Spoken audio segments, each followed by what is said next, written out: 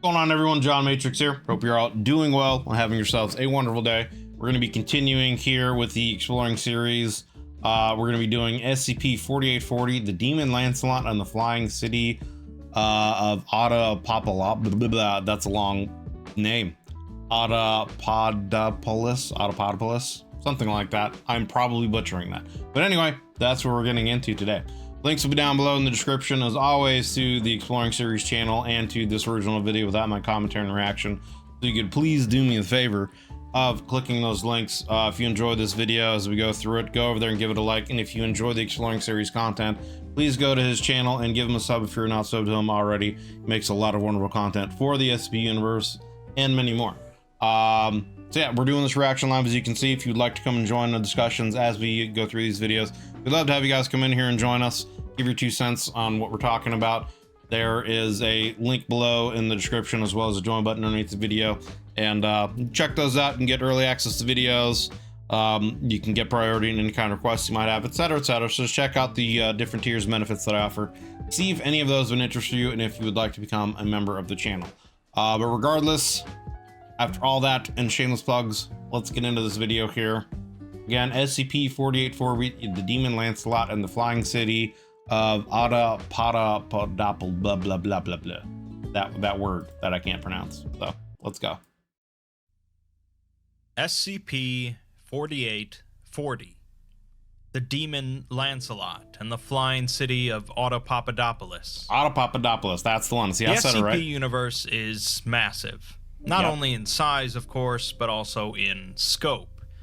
There are thousands and thousands of cataloged anomalies, with countless more waiting to be found, or only mentioned in myths. Things we refer to as anomalous inevitably interact with one another, and some civilizations we've looked at already could be considered entirely anomalous themselves.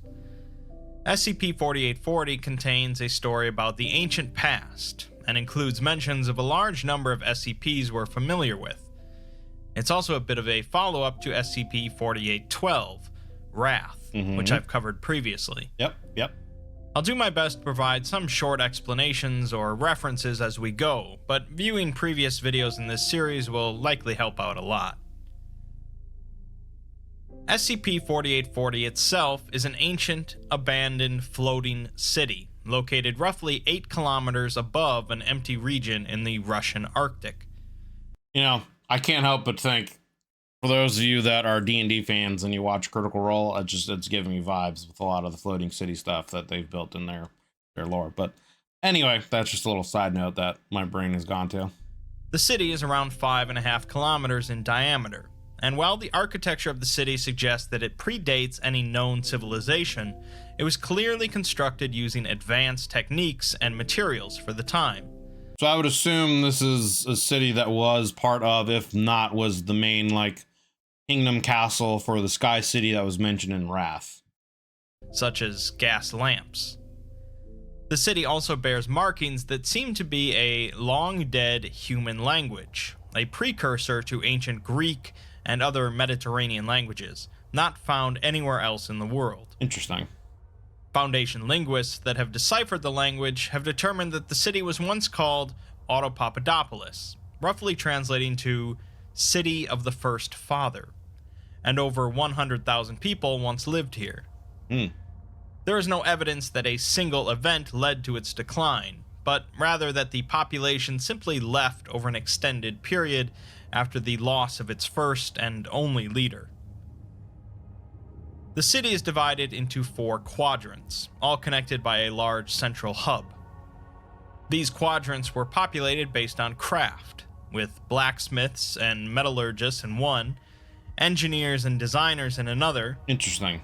farmers and bakers in the third, and artisans and craftsmen in the last. Each quadrant also possessed its own local center of governance, located near the central hub.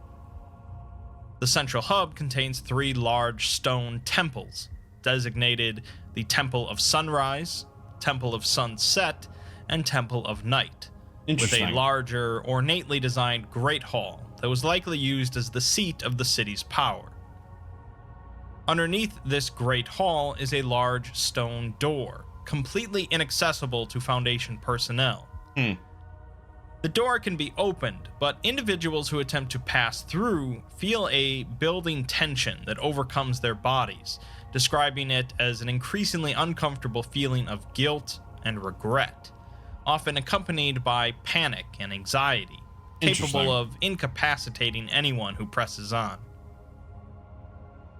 Prior to 1933, the city was hidden from view and human perception by unknown anomalous means, but since then it has been rendered visible to the naked eye and to radar equipment.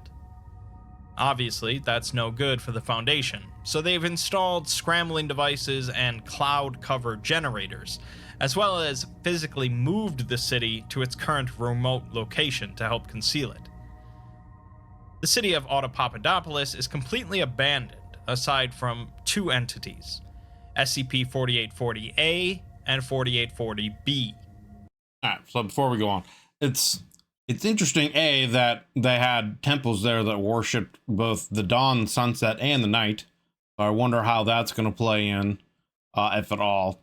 But also the interesting fact that there is some kind of force that is keeping them from entering this, whatever that chamber is you mentioned. There's some kind of large door that they could open, but if they go into it, causes a sense of tension and anxiety that becomes so overwhelming that people end up like collapsing from it.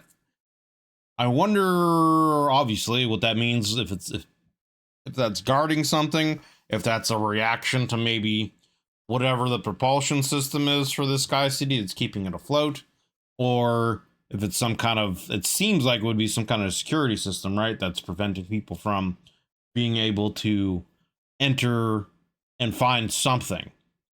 So I wonder where that's gonna go. A is an elderly male human of nondescript build and uncertain ethnicity. Genetic testing has revealed likely Mesopotamian ancestry, but his genetic markers have no apparent pre-ancestral linkage, suggesting that either he's some sort of alien, or he is a genetic precursor to intelligent humans on Earth. Yeah. He's so old that his DNA is older than anything they have on record, essentially. Okay, that's interesting. Once again, got on the phone, call him at 5 minutes time. No problem, dog. He speaks numerous languages, including modern ones, is capable of controlling the general movement of the floating city, and has some degree of limited local omniscience. Is he the first king then? Is he the guy that actually controls this place? He is capable of describing events taking place far away that he would otherwise have no knowledge of, although he can't describe specifics or individuals involved in these events. Finally, he is the only individual capable of passing through the stone door underneath the Great Hall, an area he refers to as the Old Library. Ah. The other entity, B, is a massive, vaguely humanoid figure that is currently lying unmoving in the ruins of the Temple of Sunset. It possesses a human torso ending in 6 legs, with 6 severely distended arms, each ending in a rough metal clasp affixed to a chain connecting to a large iron flail at its end. It is roughly 13 meters in height, but is only visible using thermal lenses. What? A says that the entity is dead, but it continues to output a constant, unchanging amount of heat. It also bears markings consistent with those found on SCP-2254, which appear to be some kind of sign or sigil. The sigil is similar to those found in other pre-antediluvian sites, specifically those concerning a redacted SCP, the Royal House of Apollon. Okay. Here we have our first major reference, a connection to SCP-4812 and SCP-2254. Right. To recap, in 4812, we heard about the Sky Kings of Old Europe. Yeah. The leaders of an expansive and powerful kingdom of conquerors in the ancient past. The Sky Kings were all members of the Great House of Apollon, the first of which was Harion I von Apollon, who was said to have descended from the blood of the King of Crimson Skies, often called Asem, the First Man. Wow, so I wonder if this is him. When Cyrus VIII von Apollyon grew bored and launched a war of Went out to conquest across conquer the sea against fairies. the fairy folk, Yeah. the kidnapped Fay princess cursed him and his kingdom. The king's son, Cyrus IX, appointed 4 great knights to defend his kingdom from any retribution from the fair folk. They were Lahair the Fierce, Lancelot the Cunning, Hector the Stalwart, and Ogier the Faithful, and they each ended up becoming twisted by the princess's curse. Yeah. Based on the title, you of course know that Lancelot is involved with 4840, but SCP-2254 is actually Lahair the Fierce. 2254 is invisible to the naked eye, roughly. I was gonna say, I was gonna ask, like, yeah, I wonder if this is one of the knights. 13 meters in height, with distended arms and 6 legs. This all sounds pretty familiar, and to top it off, the image provided for Lahair is pretty close to 4840B, as well as the mention that the markings found on B are the same as those found on 2254. As for the fate of Hector and Ogier, we may never know. Autopopadopolis was first discovered in 1933 by a British airman flying from London to Oslo over the North Sea. When reports of the sighting went public, the Foundation and the Royal Conservatory for Public Perception spread info claiming that the airman was drunk and hallucinating at altitude to cover it up. The Foundation then went in to investigate. Yeah, I was gonna say, like, my initial thought when they said it was discovered in the 30s, I still don't know much about the occult wars. I just know they were a thing. But I think World War I and World War II were various occult wars in the SCP universe. So I was wondering if something happened during, you know, one of those wars, or what led up to one of those wars, that might have revealed this city, and maybe them, you know, trying to fight over the city was part of a catalyst or whatever that started that stuff, but seemingly not. Seems to have just been randomly found by a dude flying a plane. Sending a team by hot air balloon led by Captain Francis Pike. In his exploration journal, Pike describes looking out over the city like looking at Rome from a high hill. Upon closer inspection, though, its abandoned and decrepit state revealed itself. Upon landing, they were met by 4840A, who welcomed them to the city and introduced himself as the city's steward. As they toured the streets, Pike describes the construction as finer than any city he's ever seen in his life. Makes me wonder, obviously, like, how long has this guy been there alone? You know? How is he still sane? Because it's like, you're there by yourself, just in this floating sky city for how long? Like, what kind of mental stability do you have? But then again, like, who knows if this is just an avatar, right? Who knows if what they're seeing is just like an avatar of something greater, or, you know, maybe he's some kind of deity that they don't know of yet. I don't know. They pass by the ruins of the Temple of Sunset, and Pike writes that he had a strange and uncanny feeling as he looks at the place. The group dines in the Great Hall, as the man expresses his appreciation for their visit. They briefly explain what the Foundation is to him, but he says that he already knows, and had Yeah. Okay. known for some time. He also says that there are old secrets kept in this city that must be kept safe. Sounds like this is essentially... Sounds like this might be like a break off of the SCP, or a variation of the SCP Foundation from way back in the day. You know what I'm saying? Like, they actually have containment facilities here that had been lost to time, essentially. Interesting. Pike writes that speaking to the old man is like speaking to a friend you've known your whole life, a close companion whose company you've missed dearly. That's a little unsettling. The group slept in large, extravagant rooms, much larger than the room the old man sleeps Doesn't that sound kind of Fayish? Can't the Fae make you feel that way in the SCP universe? Maybe I'm misremembering. in. The following section describes the large amount of imagery and iconography within the city, most of which is contained in the 3 temples. In the entryway to the main hall of the Temple of Sunrise, a mural shows 2 naked children standing at a tree line, seemingly nervously watching the horizon, with a wolf and bear standing behind them protectively. On the wall opposite the mural is a figure with a flaming sword, the Gate Guardian. In the main hall itself, there are 3 murals. You know, it is always interesting, and this is just a little side note, that the Gate Guardian is this giant kind of angelic looking being that has a flaming sword. And I forget his name, but the guy that Calvin was trying to kill, essentially, who was in charge of the SCP Foundation, took a flaming sword from Lucifer.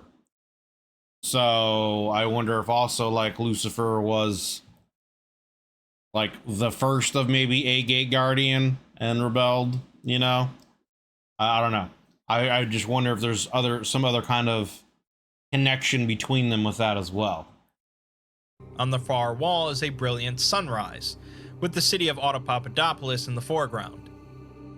Standing in the front of the sunrise is a golden man and 2 others by his side, Right. with a third set off from the rest.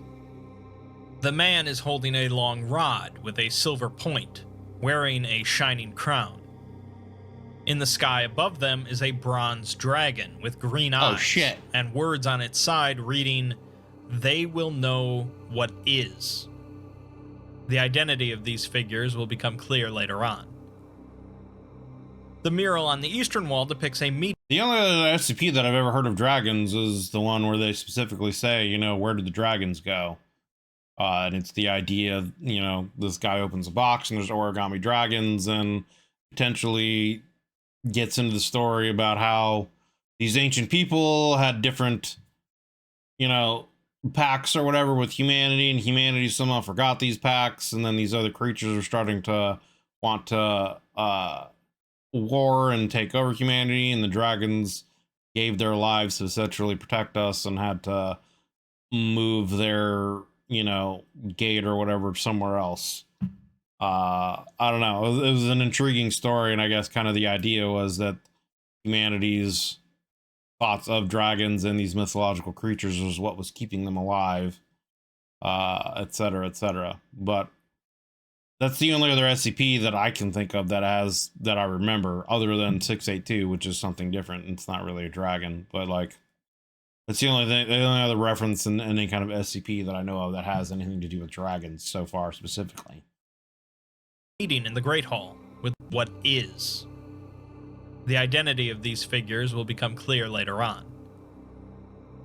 The mural on the eastern wall depicts a meeting in the Great Hall, with the golden man standing at the foot of a throne, and 2 other figures standing on each side. The third figure from the other mural is absent. Definitely some God Emperor Before energy. the golden man is a king in crimson robes, with a flaming crown extending a hand of friendship. The one and only Scarlet King. Oh shit, okay. Beside the Scarlet King is a naked woman covered by a snake, a man made of metal, and a sorcerer in deep... Hold up, what? Okay, so we got the Scarlet King, we've got Meccan, Yaldabaoth, like, we're like literally getting into like the big boys, huh? Okay. Okay. Hold up. Rewind this here. in robes, with a flaming crown extending a hand of friendship. So the Scarlet King is extending a hand of friendship. That's interesting, because everything that I've, heard of the Scarlet King being depicted so far is this being that wants to devour all of everything, right? The one and only Scarlet King. Beside the Scarlet King is a naked woman covered by a snake, a man made of metal, and a sorcerer in deep purple robes, alongside others. The woman is SCP-336, also known as Lilith, Okay. a figure from Jewish mythology said to be Adam's first wife, prior to Eve. Gotcha. The man made of metal is Robert Bumaro, the head of the Church of the Broken God, and the sorcerer is Dr. Wondertainment, or the figure that would come to be known as Dr. Wondertainment. Interesting. Okay. Well, that kind of went against what I was thinking. You know, I was thinking it was going to be Mechany, all the boss, and some other things, but okay. I thought they were like going to be connecting all that stuff together, but maybe they are. Maybe these are just different names for them. But anyway. On the western wall. But it is interesting that we actually see Dr. Wondertainment as a specific figure. It is an individual and he is a wizard, I guess. I wonder if it's going to end up being that he's Merlin at some point in time in one of these stories. Known as Dr. Wondertainment, at least. On the western wall, a mural shows the Golden Man sitting on his throne, with an iron crown hovering above his head. The crown is inlaid with words of an unknown language, and set with a shining white jewel. We'll be hearing plenty more about this crown later. Behind the Golden Man are several large figures. One made of gears and steel. Yeah. One made of flesh and blood. Okay. One made of ice and stone. One made of stars, and another made of eyes. The one of gears and steel is, of course, Mechane, also known as the Broken God. Okay. And the one of flesh and blood is Yaldabaoth, Yeah. Mechane's counterpart and an important figure in Sarkic lore. The one made of ice. So is this okay? I don't know. I'm wondering. This is where I'm just wondering and thinking of things here. So is this golden person with this crown, is this what is actually supposed to be God? You know? And if that is the case, then like, is this indicating that even the Scarlet King is greater than God? Essentially? Like the Scarlet King is something that has existed before God in creation? Like is older than even that? 'Cause that would be pretty interesting. That would be a pretty interesting twist. I don't know. Well, we're getting into some heavy hitters here now. Ice and one made of stars are as yet unidentified, but the one made of eyes is meant to depict SCP-3125. I covered that one in my video on anti-memetics, but basically it's a massive entity that partially intersects with our reality and erases anyone that gains any knowledge of it from existence. Okay. It seems the people of Autopopadopolis were not only familiar with this entity, but also decided to put it on a mural. The last figure on this mural is a young woman with long, brilliant white hair hanging in the air, pointing to the south. This is SCP-179, an entity located in our solar system that warns the Foundation of any extraterrestrial threats approaching us from outer space. Gotcha. The final wall of the Temple of Sunrise. I think I've heard a brief reference to that SCP in another video, but I don't think I've covered it yet. I don't remember it specifically. Us from outer space. The final wall of the Temple of Sunrise contains no mural, but instead the words, "For not the sea to swallow them, and the long dark approach." Very the Dark entryway to Souls-ish. the ruined Temple of Sunset contains detailed drawings of cities and towns in and around Autopopadopolis, as well as a map of the city itself.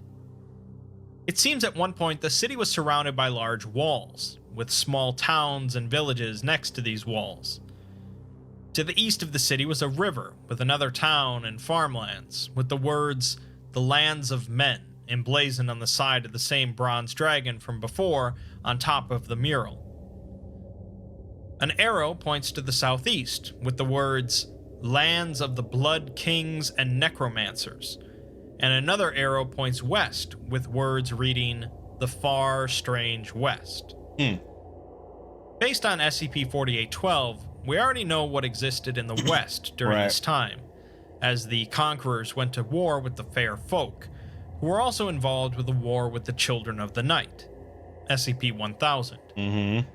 The land of the Blood Kings and Necromancers refers to the Davites, a civilization ruled by anomalous individuals and steeped in blood sacrifice, slavery, and magic rituals. Makes sense. The interior of the Temple of Sunset is similar to the Temple of Sunrise, but much of the main hall has been destroyed by the fallen corpse. So I wonder, like, at that time, were there any like treaties or any other like things that were set up to enforce these kind of boundaries, right? Because it seemed like, you know, obviously there's the lands of the men, there's the land of the necromancers and you know, blood people, the Davites, and then there's the Fey folk, etc., etc. And I mean, we don't know about anything kind of warring or anything going on at the moment, but it seems like there were at least some kind of respected borders and boundaries between these three factions at the time, and they were leaving each other alone. It would also seem, I mean, I don't know what humanity was supposed to be like back then. But it would seem like, you know, if humanity wasn't protected, they would be kind of easy pickings between the fairy, you know, the Fey folk and the Davites. It sounds like they would have easily probably been able to come and conquer us. So if that's not what happened, then either humanity had the means to protect themselves or someone else was doing it for them. You know, that's where my brain's going at the moment. So I'm just curious about that. But anyway, let's continue. Of 4840B. There is a single mural remaining, showing the golden man with the iron crown sitting atop a white horse. Legions of men and women armed with weapons stand behind him, and on both sides of him are two figures, one holding a black sword, the other a green rod. The golden man is holding a long silver lance in his hand. Across from the man is a scene of storm clouds and lightning, growing more dramatic as it approaches a collection of small humanoid figures, light green in coloration, with brilliantly colored clothing. These would be the Fae. The people I was going to say this must be depicting the battle between the Sky Kings and the Fae folk that Cyrus VIII conquered and brutalized. The figures are each depicted with 6 eyes in 2 vertical columns, which interestingly also seems to be the same configuration as 4840B and Lahire the Fierce. Behind them is something large and mottled gray, but it's cut off by a collapsed wall. The Temple of Night is the smallest of the 3, only containing a single level. Info from 4840A suggests that portions of this temple do run underground, possibly connecting with the structure beneath the Great Hall. The entryway of the temple contains depictions of barely visible entities concealed within a forest at night, covered in hair with bright yellow eyes. Their faces are noticeably human in appearance, and they each carry the same ornate wooden scepter with a bright red stone set in one end. These would be the Children of the Night, Bigfoot, SCP-1000, entities which humans eventually brought to the edge of extinction due to their intellectual capacity. The interior of the temple is a maze of small, interconnected rooms, the purpose of which is unknown. Many of them share the same depiction of a massive tree in the middle of a forest, which is actually SCP-2932, Titania's prison, a place used by the Children of the Night to contain their enemies and anomalous threats, including the Fae and a powerful reality bender named Adam L. Asem. Which, wasn't he the first man? Wasn't that the name of the first man, Asem? Other depictions in the temple include men and women being thrown into mass graves, children and animals being burned, men being placed into wooden coffins and buried alive, skeletons strapped to trees, and small green humanoids being raped and butchered by the larger, long-haired humanoids. Damn.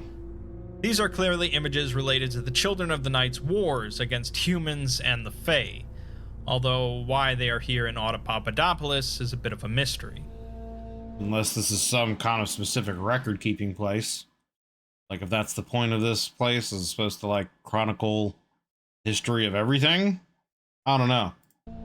The central room of the temple contains... But it's interesting that, okay, so, like, these sky men of old, at one point in time, had connections to, like, all these massive deific creatures. The Scarlet King, Yaldabaoth, Meccan, and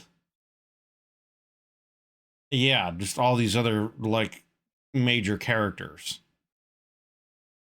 It's fascinating. It's a staircase descending downwards, although access to it is blocked due to rubble and fallen rock. Long stone sarcophagi line the walls of this central chamber, and individuals entering the room report feeling a sense of incredible unease and describe hearing scratching sounds from within the sarcophagi. Okay.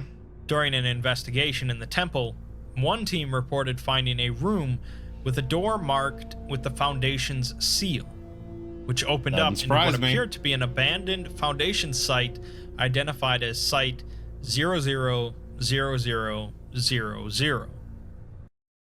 Yeah, I kind of figured that was something that was going to happen here. I wonder if this place actually is like the start of the Foundation, and this was like actually the first place. Later explorations have been unable to relocate this door. Interesting. 4840A already said that he knew what the Foundation was, and truth be told, the Foundation has probably been around for quite a while in some form. Yeah. It's just surprising that they would have a site in such a location. On several occasions, 4840A has mentioned that he is not the only person residing within Audapaupadopolis currently, and there is another individual in the Temple of Night.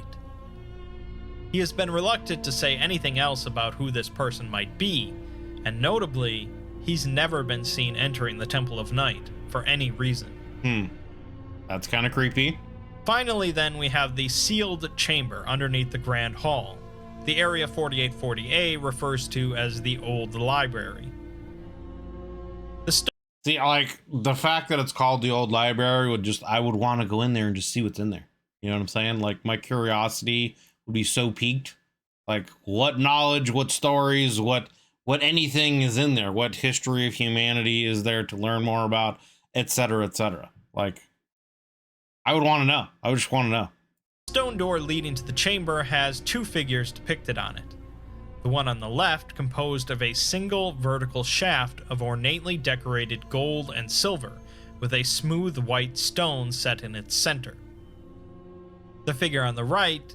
So that stone, I wonder if that white stone was taken from that and put on that dude's crown. That sounds similar. ...is not a figure, but is instead an inset of the figure on the left.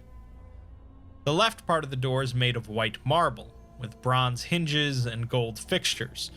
The right part of the door is bound in rusted iron. Interesting. Again, these contrary depictions will be explained soon. Opposite when the door is open, stuff. People in the antechamber claim to be able to hear someone speaking with their own voice from somewhere beyond the door. The implication is that the chamber beyond is some sort of void of reality, alien to our understanding, much like SCP-3930, the Pattern Screamer. 4840A describes the door as a passageway between this place and somewhere else, an old passageway with well-tread steps. Interesting. He says that the light of the world has long since left the place on the other side, and mortal men can no longer walk it. Now that we have all the imagery down, what we really need is a story to put it all together. Right. And that's where 4840A comes in. A Foundation doctor named Ostrovich interviewed him in 1949. And after he gets over how impressive the tape recorder being used is, he says that the Foundation are seekers of knowledge that want the truth. They remind him of his brother, who was a scholar, possibly the greatest scholar of his time, who could sit across the table from a person and gather everything he ever needed to know about them from a look. He says that the Foundation has a lingering feeling that they are at the center of something much larger than themselves, and that it's not their fault, as the early days were billions of years ago, and almost everyone from that time has since passed. That's a little fascinating tidbit. That this has been going on for billions of years and that civilization and man and everything has been around since then. That's a fascinating little tidbit. But I mean, that kind of also would make sense in certain ways. Like, you know, with SCP-2000, how old could that be? And how many times has it been utilized to reset things? you know? He was there when the world was young, as they watched the Iron God put the flaming stars in the sky, and the God of Flesh loose the first red drips of blood splash against the earth to give it life. Speaking of Mechane and Yaldabaoth. Right. He mentions that he was a boy when the serpent and its dark brother set the foundations of what is and what is not. Okay, so that's representation of like the Serpent of Knowledge and the Serpent of Nothing, I guess, that we got from the Ouroboros cycle. Referring to the titular serpent of the Serpent's Hand, the entity responsible for the Wanderer's library. Oh, no, it and is. Its dark brother is apparently SCP-3000, Anantashesha. Ah, okay. One stores knowledge, and the other destroys it, basically. That's fascinating. He sets out to explain the beginning of all things, and how all things started here in Autopopadopolis, a place where all that is, was, and ever will be was realized. There were only a few of them at the beginning, in a world of infinite mystery. They studied and watched and learned for millions and millions of years, and afterwards they built the city, the first city. He says that in Autopopadopolis is where that which is came to be, and he explains that there were only ever two true gods, is and is not. He says that there are things that are and things that aren't. Okay, so yeah. Creation and destruction, essentially the yin and yang, life and death, those are the only like real true gods. Everything else is just like a demigod or just an aspect of something else, an aspect of them. Interesting. That's a pretty fascinating idea too. And when the work of is was completed, that remnant of that god became the serpent, an entity whose purpose is only to study that from whence it came, and learn those lost truths about itself. The other entity, is not, was its shadow, and one cannot exist without the other. Right. Again, yin Is and yang. not is everything outside of is, and together they encompass true knowledge, everything that ever was or was not, all at once. When the world came into being, there was order, and even though there were things roaming around that we now refer to as anomalies, they were confined to this world. Anomalies from alternate worlds and universes were kept apart and far away. A says that the Fay were the first to open their eyes upon the cosmos, because they were not born from this world normally, instead being created from the last glittering fragments of is, making them more attuned to the will of creation. Which makes sense on why they would have essentially the abilities they have of creating and manifesting essentially kind of whatever they want. They kept to the woodlands and wrote the first music, and A could hear them singing from across the world. A and his brothers came after the Fay, the first men born into the world, cared for by the mothers of the world, the wolf, the bear, the sow, and the lion. Interesting.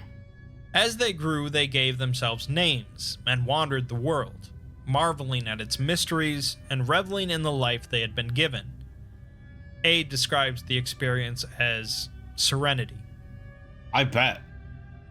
During the early days of Autopopadopolis, it was populated by A and his brothers, the Scarlet King, the Serpent, and Okay. So they're all brothers. All these entities are the first entities of creation. Fascinating. Okay, now we're starting to get into it even more here. Okay. given. A describes the experience as serenity. Yeah. During the early days of Autopopadopolis, it was populated by A and his brothers, the Scarlet King, the Serpent and Anantashesha, the envoy from Saturn, the dragons and lords of the sky. The envoy from Saturn. I wonder who that is. I wonder I mean, I was gonna my first initial thought is that the deer, but that has more ties with Uranus, or at least the the rituals or whatever, right? Or maybe it is Saturn, or maybe I don't know. Maybe I'm just misremembering something. Yeah. I don't know. Anyway, let's continue. My brain is starting to go into too many different places with all this information at the moment, so I might be getting things mixed up here. Populated by A and his brothers, the Scarlet King, the Serpent and Anantashesha, the envoy from Saturn, the dragons and lords of the sky, the god of iron and god of flesh, and many others. The greatest of these, however, was the first king of men, called Asem. A describes him as golden and beautiful, powerful enough to build Literally the God Emperor. mountains, called the sea to bear, and look into worlds beyond. He also was said to carry a lance that could kill gods, which, if you recall from the Ouroboros cycle, Yep. would be the lance of the non-believer. Yep. They Spear called of him destiny. Asem because the word meant is, and they believed that he was the joy of creation given form. Unfortunately, within him grew the first vice, envy, as he looked to the skies and wished them to be his. He decided that he wanted to look past the cosmos and take something from another world. So he did. So he broke the borders between realities that started letting anomalies bleed in. The thing that he took from another existence was a crown, and with it he declared himself the king of all that is, building his seat of power here in Autopopadopolis. A says that he was still kind and beautiful at this point, but he was crippled by his desire to take whatever he wished from the cosmos. Inevitably, Asem was betrayed, first by his sons. His eldest son envied the crown and demanded that his father pass it on to him.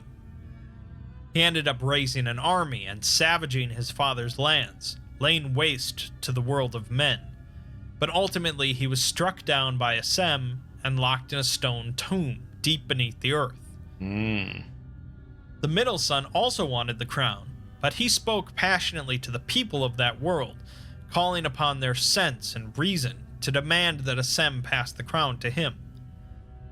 The kingdom agreed, bending their knee to him and worshipping him as their god, but Asem put a curse on him to poison both the land and his followers. The middle I'm wondering if this is Cain and Abel. Abel being the one that was trapped in the tomb, and this being Cain now. son was exiled, forced to wander the desolate places of the world until the sun went down in the east. Finally, the third and last son took a much simpler route, sneaking into his father's room while he slept and stealing the crown from his head. Despite its simplicity, this was the greatest betrayal, because Asem loved his third son more than anything. The sons slipped away as Asem's kingdom fell to ruin, and Asem turned the world into a smoking waste, as a number of the people of Autopopadopolis followed the third son into the shadows. They fled into the night for 1,000 years, hunted by Asem and his two other sons, who all desired nothing more than the crown. They had hidden the crown, though, kept away until it faded into myth. When A finally... I'm wondering if this is Lucifer, the third son. I don't think it is, but I'm just wondering if there's a potential, just because in the story of the Ouroboros cycle, they'd mentioned they saw him, and they specifically said something about a golden crown with, I think it was crown, maybe it was helmet, but it was, you know, had the name, the Morning Star on it. And that's when that guy got the flaming sword. Interesting. Anyway, let's continue. My brain is my brain's putting a lot of different things together, and I've got a lot of different, I don't know. This is all very interesting and fascinating. This lore and world building is very intriguing, seeing a lot of these things put together. There were actually only two true gods, essentially creation and non-creation, you know, and then everything sprung from them and are opposites. The whole idea of balance, yin and yang, etc. You know, and the Serpent of Knowledge and Anantashesha being the opposite, the Destroyer of Knowledge, the Scarlet King, and all of these things, of these other quote unquote deities being the first of creation. It's interesting though that the first man is supposed to be like the greatest of them, but is also the one that has brought destruction and ruin apparently to this world because of his want, his lust for something more. I don't know. Anyway, let's continue. He stepped back into the light of day, the world had changed and was no longer a smoking waste. The people who had fled alongside A had started families in this new world, and their kingdom became known as Old Europe, the first true kingdom of mortal men. A came into the realm of Harion, a kindly man with a passion for knowledge and a desire to learn. His family were gentle and good people, and more families flocked to Harion's lands. A spent many long hours speaking with Harion about the times before the darkness, and about the strange wonders he had seen across the world. This led A to take his father's crown that he had stolen and hid away, and place it atop Harion's head, calling him Apollyon, the king over the darkness. Interesting. Apollyon went on to build great halls, great temples, and great libraries, and in time all of Old Europe swore fealty to him as their high king. Eventually, he passed away, and his son Uvan became high king. At this point, A took his leave from Old Europe and returned to Autopopadopolis to rest for the first time in 10,000 years. When he awoke, the world had changed yet again, and the Davites had taken up arms against the kingdom of men.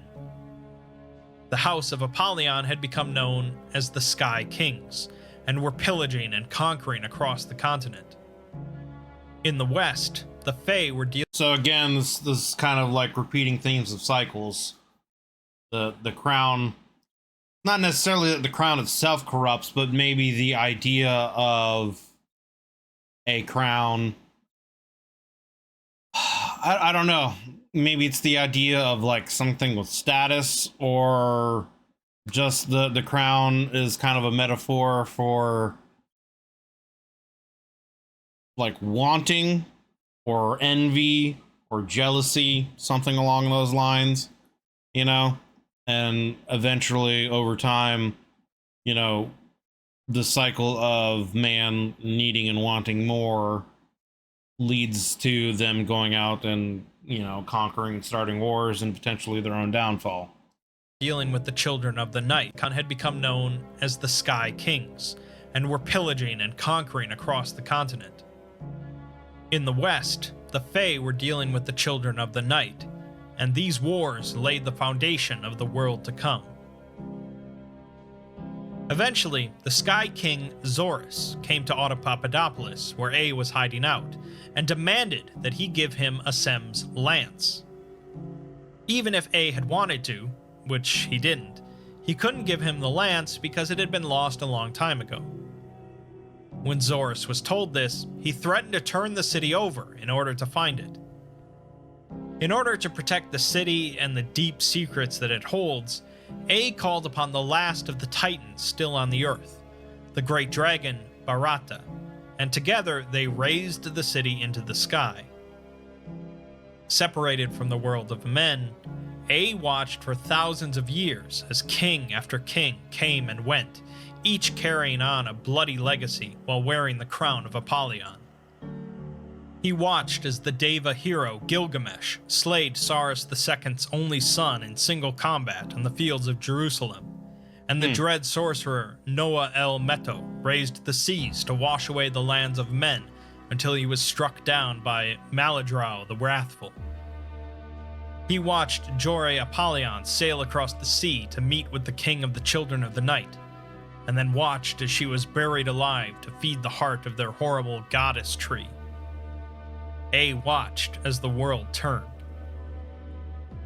Eventually, A watched as Cyrus VIII crossed the sea to bring war to the Fae, and the aftermath as the Fay princess was buried and she summoned the three great profanities to curse the kingdom of Apollon.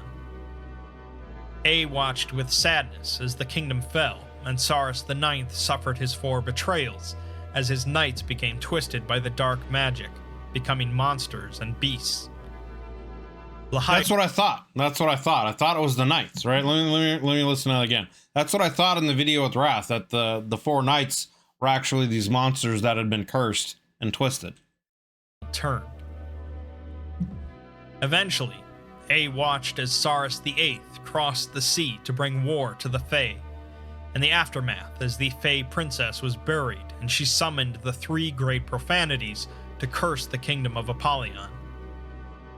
A watched with sadness as the kingdom fell, and Saurus IX suffered his 4 betrayals as his knights became twisted by the dark magic, becoming monsters and beasts. Lahire went to the west, Ogier to the north, Hector to the south, and Lancelot went east, ending up in the city of Autopopadopolis. In time, the name of Lancelot fell into human legend, becoming a different figure entirely. Right. But this twisted figure became known as Demon Lancelot. This is 4840B, of course, the entity that lies dead on top of the Temple of Sunset. Lancelot would have turned the entire city into ruin if not for the efforts of the last great heroes: the dragon Barata, the sea lord Arcturus, the hero Beowulf, and the Deva king Relevine. Beowulf. Okay. The battle cost each of them their lives, so Demon Lancelot must have been quite the foe. No shit. But with Barata's final gasp, he tore out Lancelot's heart. A was alone afterwards, aside from his brothers who still roamed the earth in search of their father's crown. So, like, how are they not seeing that their father's crown was the same crown that the Sky people had, you know, the Sky Kings, right? Like, wouldn't you think that with the Sky Kings starting all the shit that they're starting, that people would have taken notice of it? You know what I mean? And yeah, I don't know. That seems like a bit of a plot hole, or maybe, I don't know. Maybe that's something that'll be explained. But you would think that if all of a sudden this kingdom of men is starting to go out and start wars and trying to conquer things and all these different people, and you would think they would want to go to these lands of humans, and they would probably eventually see the king and be like, oh, that's the crown right there, I'm gonna go get it. A supposes that his father is out there somewhere as well, if he's not rotting in the heart of the earth. The crown, of course, was lost when the profane dark swallowed up Saurus IX as part of the Fay Princess's retribution. The House of Apollon ended in a night, and the children of the night came across the sea to pick at the corpse of the kingdom of old Europe. Time went on, of course, bringing us to the present. Ostrovich asks him more about the 4 knights, and A explains that they were each nobles sworn to the House of Apollon. When the great profanities twisted their hearts, Saurus IX cursed them, and they took on strange and grotesque shapes, the shapes of old Fey gods. For Lancelot, who was adept with a mace, his arms were transformed and his mind became unable to do anything but rage. Hold on, what do you say? I'm gonna back that up. When the great profanities twisted their hearts, Saurus IX cursed them, and they took on strange and grotesque shapes, the shapes of old Fey gods. For Lancelot, who was adept with a mace, his arms were transformed and his mind became unable to do anything but rage and destroy. Ostrovich says that this all sounds pretty ridiculous, and A agrees, saying that he wouldn't trust her if she believed him without reservation. He has kept much of the old world hidden for many years, but as his life wanes, so does his ability to keep it hidden. He knows about Lahire moving in the west, and also knows that Hector is preparing to emerge in the south. He says that Lancelot has laid here dead for many years, but still does not grow cold. He is also aware of the recent events from SCP-4812, with the profane adamant being seen in the skies, the entity that Lancelot prayed to for overwhelming strength. Things are in motion, and needs the Foundation's help because he will not live forever. He needs their help in protecting the secrets that this city holds. Ostrovich then asks him what exactly these secrets are, and where they are. A says that they are kept in the old library, the place where Is was realized and came to be. Hold on, what? What? Hold up, that kind of broke my mind there. So was it? It kind of seems like a paradox, right? How was this city created, and then Is was created out of this city that created everything, unless this city again transcends something even greater, something that is even greater than creation. And then that, so like that would mean that this city is something even greater than the true gods is and isn't. And then he would also then have to be something greater than is and isn't, because he was there at the beginning of everything. But I thought that like is what started everything, and is led to the creation of all of this stuff. So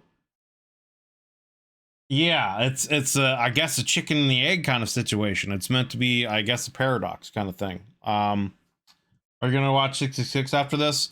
Probably not tonight. I think there's another video before that in this list. Something about abnormalities, the Department of Abnormalities, and then we'll get to 666 probably another time after that. 66. Anyway, let's continue. Asem built his seat of power directly on top of it, where the greatest authority of all authorities came to rest. Within the old library is the first book, although it's not actually a book. He speaks about the Wanderer's Library, a place where texts describe Is and all that is, the greatest collection of knowledge in the entire cosmos. The first book, meanwhile, does not just describe Is, it is. It is. Meaning, oh, okay. So like that book is actually is the universe. Almost kind of, again, a fourth wall metaphor of the story of this SCP universe is still being written and can change, as the author writes it. I guess I'm assuming that's kind of what this is a metaphor for. Okay. Meanwhile, does not just describe Is, it is, meaning that it holds the most fundamental truths of existence, those never intended to be understood by man or beast. A has tried to read the book to know these truths so that he could right the wrongs of this world, but he has failed. He also says that he nearly lost himself once in the other book, and in it, he grew old. He isn't, I bet. The other book, of course, is the first book's counterpart, the book of Is Not. Yeah. This book contains the truths of things that cannot be, dark and old truths. His ability to protect the old library will eventually fail, and there are those who know what is here and will seek it out. This is all a little bit tricky to comprehend, and Ostrovich isn't sure she'll be able to believe it all, which A understands. He says to watch for the 3 great profanities that the Fay princess has summoned: the profane restrictor, the profane adamant, and the profane dark. They are the last remnants of a cursed people, a people who fled from the children of the sun and their iron swords, as well as the children of the night and their fell scythes. Man, it really sounds like the fairies kind of got fucked over in history, bro. I'm like, I don't know. They were the first beings, but, the last remnants of Is before Is, finished. And then seems like, they got conquered by the first men, and they were been warring against, the children of the night, and Yeah, I don't know. It sounds like the fairies got fucked over quite a bit. I don't know. Anyway. He tells the Foundation to remember what he has said when they see them, because they are from a time long before their history begins. What? Finally, Ostrovich asks him who he is, and A says that his name was Seth, brother to Cain and Abel, son of Adam el Asem, the first king of men. Seth admits that he was just a boy when he looked into the night sky and asked his father for a star all his own, leading Asem to reach out and pull in an iron crown. A crown. That crown ended up driving Asem to madness, Cain and Abel to butchery, and the ruination of their kingdom. Without that crown, Cyrus VIII might not have crossed the sea, and the descendants of Harion may have been able to fight off the Children of the Night when they came to Old Europe. Yep. Seth says that there is no more hateful a thing than that crown, the seed at the root of evil, and it was a gift for him. He says that he was once Seth, but now he has lost that name. SCP-4840. Damn, that's a pretty tragic story, man, you know? Like, being the favored son of essentially the God Emperor, and you ask for a simple gift, essentially, and he pulls a star down that turns out to a crown. And that leads to a curse that destroys not only your father, but your family line, and corrupts them, and essentially then brings the corruption of mankind in general. That also then leads to essentially all wars that have happened. The wars between the man and the Fay, between man and you know, the Children of the Night, the Bigfoot species, the Davites. And I would assume that also kind of started leading to anomalies being bled in. You know, but also, you know, these cursed beings that the last Fey princess created, like, Jesus. A simple request led to all of that. Yeah, damn. That's such a tragic story. Is certainly a little different than a lot of other SCP articles, much like SCP-4812 was. Right. There are still plenty of questions left about this ancient history, some that may be answered in the future, and many that won't. This specific canon of fantastical history and connections is occasionally being referred to as the Cactus Verse, after its creator, DJ Cactus, and it likely will continue to be expanded upon. Hopefully, Seth it's very is a good. rather tragic figure, considering himself responsible for much of the turmoil across the world.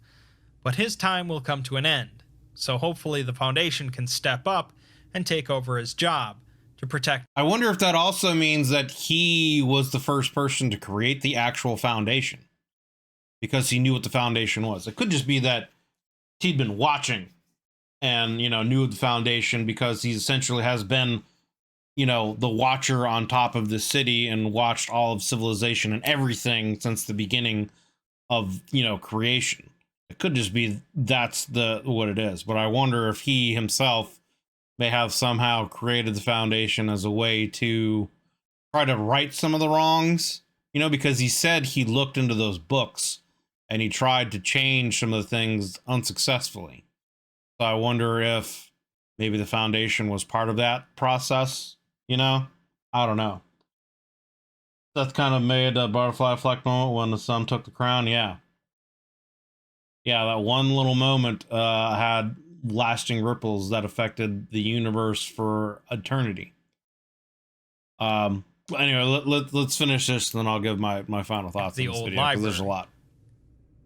Things are clearly in motion in the dark, and it's likely that, at some point, events from the ancient past will cause some very real effects in the present.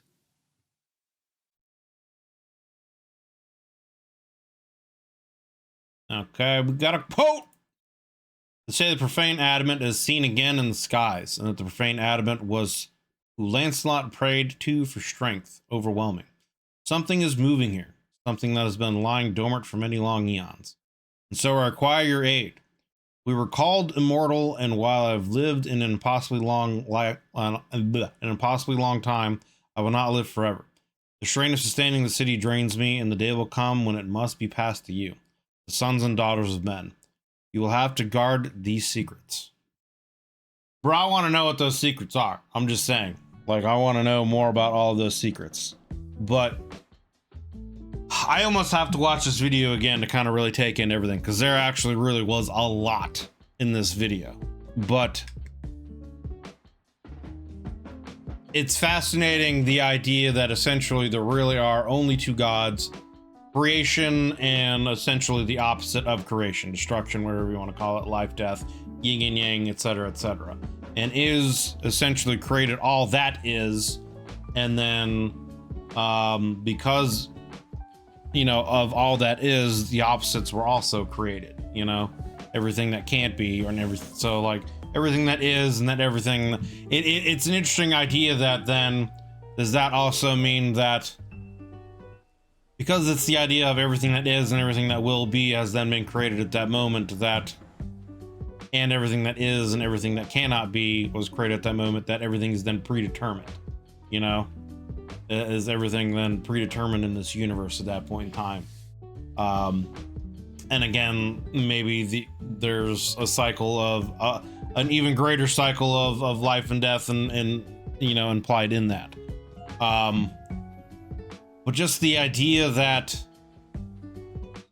you know, the Scarlet King and all these deities were created, but also so was the first man, and that essentially the first man, I guess, was even greater than these other deities. You know, the first man, the true first man, was even greater than Scarlet King. And so, and they were all like friends and allied at one point in time. And so like, is the first man supposed to be God? You know, you know, is that what the first man really is supposed to be a representation of, is God? And that then there was a corruption that was led into that? I don't think so though, right? Because of I think it's the idea that the first man was Adam, you know, and then Cain and Abel and Seth were his children. They were corrupted by this crown, etc. I don't know. There's so much to get into from just the story alone, and it's interesting that this didn't really get into Lancelot all that much. And obviously, he mentioned the character of Lancelot that we know of from Arthurian legend is just a different one, and that this Lancelot was corrupted, and it took like the last great heroes of this, you know, forgotten time, Beowulf, the Titan dragon, and a few others to actually put him down. And so like he might not actually be dead too. So that also goes to show like how powerful he became, and how much the corruption from the curse from this Fay affected him, and just how powerful and different men, you know, were from back then. I don't know.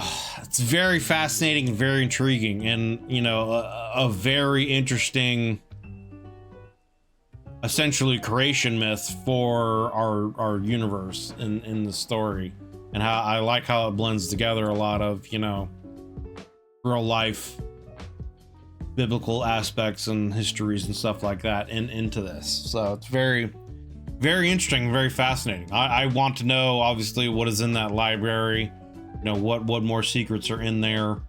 It's also the idea interesting of that, you know, paradox of that, you know, this, I think it's kind of another reference to one of the 001 proposals of, like I'd mentioned, that, you know, one of them is that the SCP people know that they're aware of the fact that they are essentially existing in a book, and that someone is writing their existence. And so I wonder if that's kind of what the idea of the book of is, what it's supposed to be, you know, that it's the idea that the history is still being written by the author, essentially. I don't know. Like I said, there's a lot that happened in this video, and I kind of really have to watch it again to really take it in, all the different little things that came up, to really give my true thoughts on it. But that's all I kind of really have for now. So, but that was SCP-4840, Demon Lancelot in the Flying City of Audapaupadopolis. Blah, blah, blah. I still can't say it. Even though I've heard it numerous times. But anyway, links will be down below in the description to the original video without my commentary reaction, and to the Exploring Series channel. Do me a favor, check out those links. If you like this video, give it a like. If you enjoy the Exploring Series content, you know, give them a sub if you're not subbed to them already. So yeah, thanks guys for watching. We do this live. If you want to become a member, there's a join button and a link down below in the description. Check out the, you know, tiers, see if they have any interest for you, and if the benefits have any interest for you. If you enjoyed this video, consider leaving a like and a sub, as it helps me and helps the channel grow. And I look forward to continuing on with this Cactusverse lore, and seeing where all this is gonna go. So that's gonna do it for now. Thanks guys, take it easy.